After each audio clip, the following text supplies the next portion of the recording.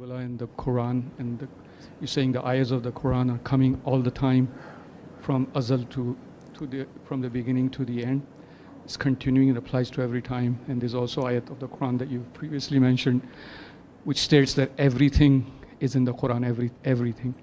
So my thought is, and I'm going back to the 3 years ago visit in Bursa, where you were talking about the harmony of music, that everything is in harmony, and the nehe and the divine music is from divinity.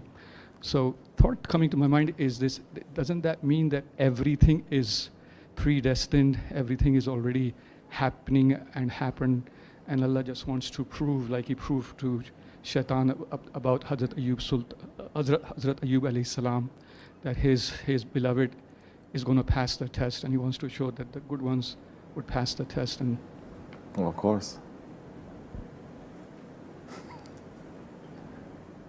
People will know, angels will know, others will know as much as Allah lets them to know. But Allah's answer is, but I know better. I know what you don't know. And Allah is perfect. He's beyond perfection.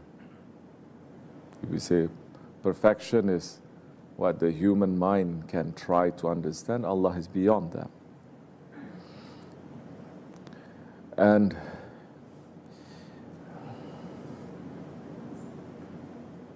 the problem is, again, whose understanding of perfection we're looking at.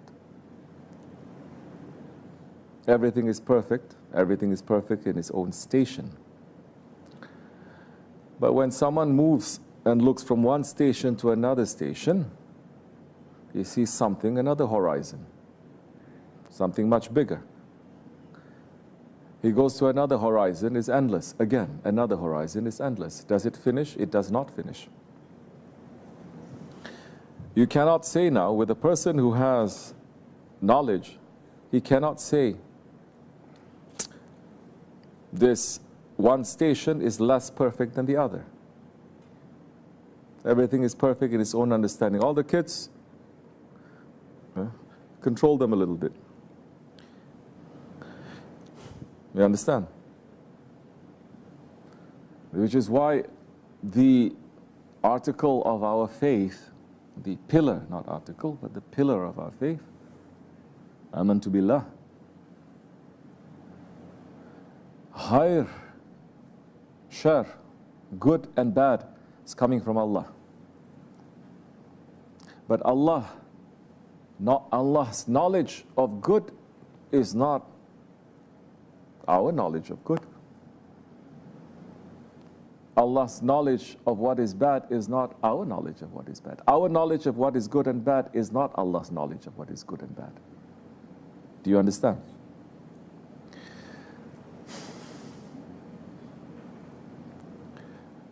Let's talk about space and let's talk about time. When the baby is in the mother's womb, that is the space it inhabits.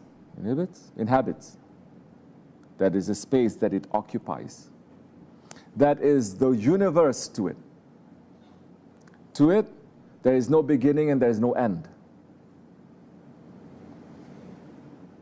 That is perfect in its own station. But once you pass from that station, you enter into this world. You understand?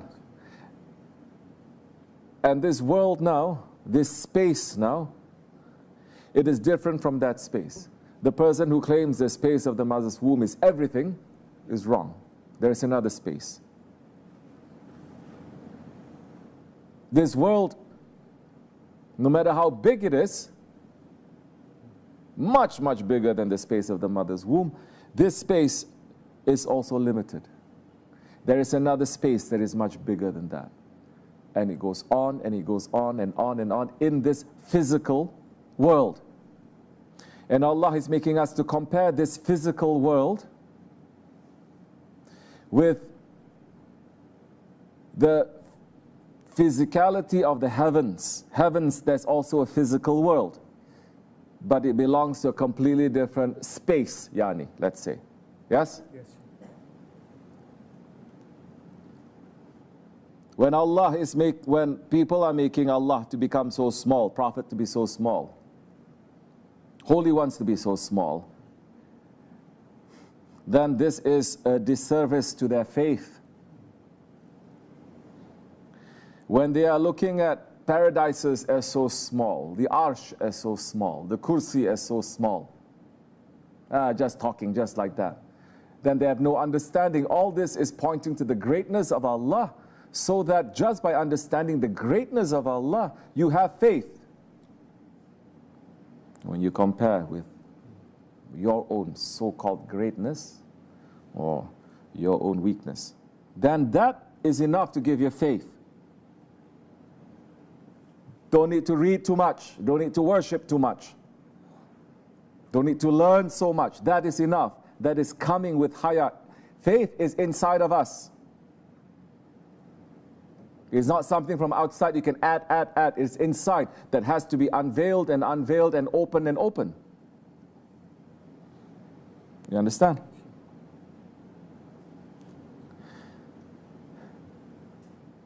And when people are speaking without understanding, without knowledge, without permission about certain secrets, we already know that they don't have any knowledge, and we don't talk to them too much. We smile and we sit and say, "Hey Allah, we follow what our Shaykh." They say, "Look, everyone is knowing the mountain of Kaf.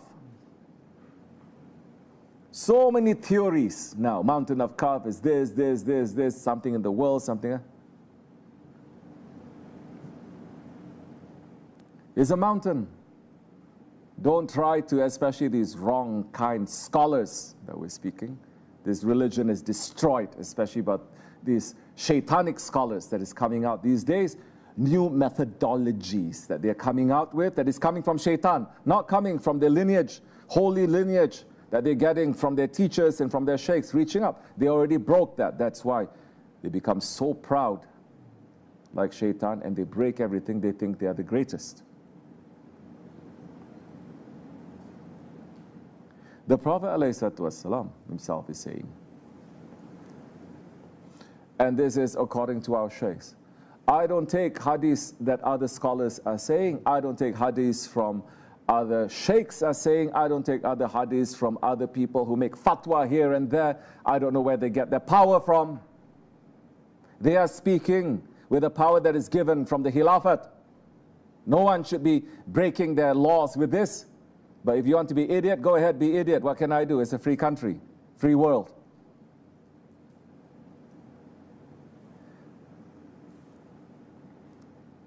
We are asking, the mountain of Kaf, how big is it? Mountain of Kaf. We're not even talking about paradises. We're not talking about the throne of Allah. We're not talking about kursi. And the Prophet says, taking out his ring, saying that, taking his ring and throwing it into the desert. Saying what? Huh? Say?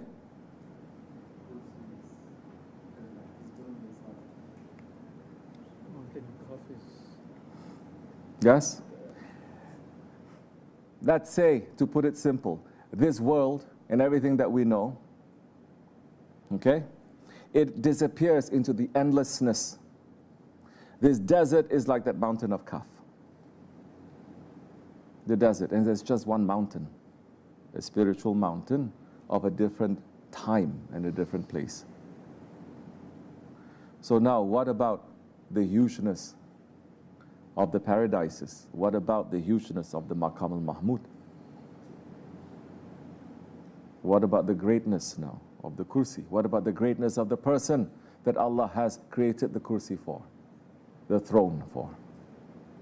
What about that?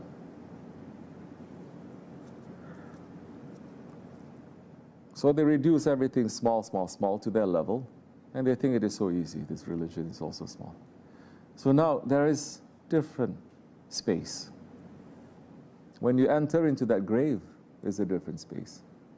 That grave is small, but that grave will open up to its own reality, and it will be as endless as you make it to be, and as beautiful or as tight and crushing as you make it out to be. That is another womb that we're going to return to, and is necessary because we are coming from the earth. And we have to return to that. So,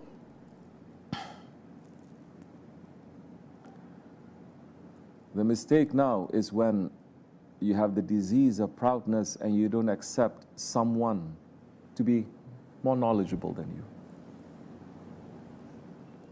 Or you say, someone has to be knowledgeable only if he graduates from such and such university. Only if he looks like this and like this. Only if he sounds like this and like this. Only if he knows Arabic. Only he knows this and he knows that. You understand? Now, you are limiting yourself. You're making everything to become small.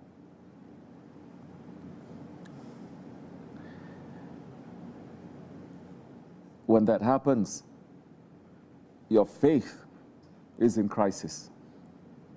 Your faith is in crisis. Because you start thinking,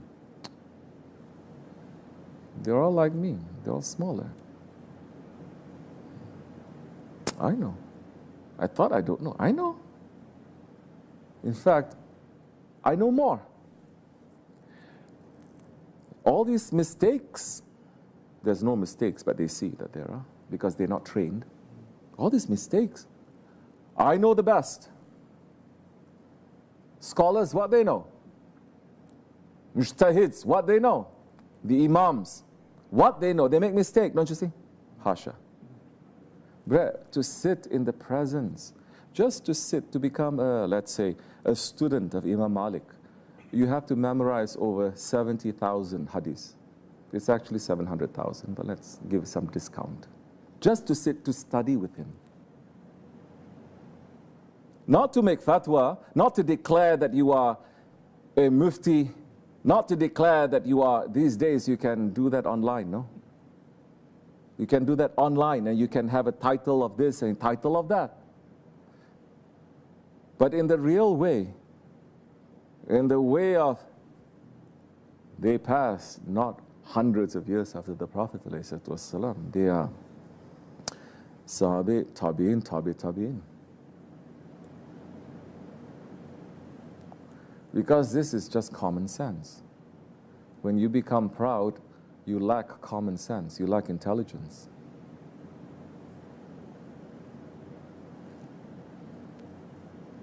So, what we're saying, as Allah subhanahu wa ta'ala is saying, as our Shaykh is saying so many times, there is a knower above every knower.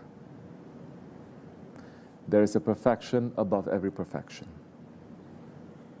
It's not going to be something that you understand. You don't understand nothing. Long time ago, people come to parts of this world that they don't understand because they become so proud, and they come to another part of the world and they see, oh, all these people, they are lower than us. Huh? All these cultures, they are lower than us. All their lifestyle, it is lower than us. They destroy everything. 100 years later, they say, oh, we thought whales are just for destroying and getting their oil as much as we want. Now we understand the whales are controlling the ecosystem of these oceans that is affecting this land and the air. Why you have to have 100 years to understand that Allah creates everything with a reason? And what is making you to think that you are masters of this world, that you can do as you like? Shaitan. Shaitanic characteristics of arrogance, to say, now I am Lord, I rule. For fun, people in this country, and they are coming from religions of Ahlul Kitab. They are not so-called mushrik, pagan, this and that. They're following books. But coming here, for fun, they sing so many, for example, bisons, thousands, millions, they say, just for fun, shaitanic, you understand? Let me just kill all of them. Running behind them, thousands stampeding, going off a cliff, just for fun. Oh, but it's good to do that also, they say, because now we can hurt all those inhabitants of this land. Another way to hurt them also. Where is this coming from? Which book is teaching this? Which religion is teaching? It's not. Don't blame culture, don't blame religion also. It's coming from your ego. It's coming from your shaitanic ego. If that religion is not teaching you that, if that tariqat is not teaching you that, put a question mark there. If that knowledge is not teaching you that, to always be aware how your ego is tricking you, be very careful, you will become very poisonous to others. So, there is a perfection. Allah will allow things to happen.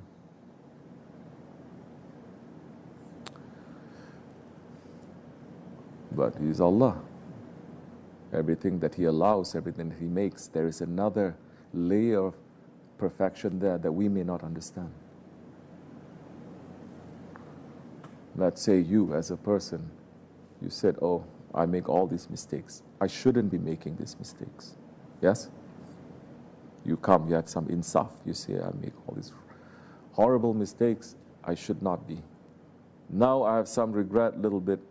I'm trying to fix myself a little bit. I'm following someone a little bit. I still have that regret. All those wrong things, Allah subhanahu wa ta'ala is saying, we will turn them to become good actions.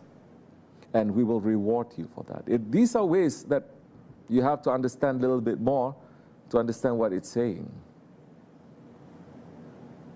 Does Allah have the power now? Of course He does. Now, khair and shar. What is your understanding of khair and shar as a child, good and bad? What is your understanding of good and bad when you're a parent? For a child, good is candy. Yes? Bad is I have to finish my food. For a parent, is something else. For a leader, is something else. For a scholar, it is something else. Now, for a prophet that is representing Allah, that is something else. Then he may teach each according to their own station. At this station, this is the Shariat, and this is the Tariqat. At another station, this is the Shariat, and this is the Tariqat. At another station, and those ones representing the prophets, they are not going to mix, because everything comes in its own way, its own laws in its own way, as the Ayatul Karima is saying. So now there is Ya Latif, we're saying. You have to be very careful now. So, you may say, people may think, well, yes, Allah subhanahu wa ta'ala created Adam alayhi salam to be in paradise forever. But let's say he made these actions. Some they saying mistakes. Yes? Don't think Allah doesn't know. Of course He does. If you have plan B and plan C, come on now.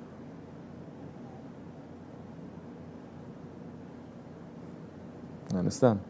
So we don't underestimate Him. We're not saying for people to make mistakes, but we're saying people also, your mistakes, you can turn them. Learn from them. Understand. Everything has a purpose. Allah subhanahu wa ta'ala, He did not create that mosquito for no purpose. He did not create that whale for no purpose. He did not create the sun for no purpose, the air, the galaxies for no purpose. And everything must point to His greatness. And with His greatness is what? His mercy. And we enter into another ocean. Greatness or mercy. وَمِنَ اللَّهُ التَّوْفِيقِ الْفَاتِحَةِ. Amen. So there's no mistake with Allah. He doesn't allow mistakes. To you it's a mistake, He can turn.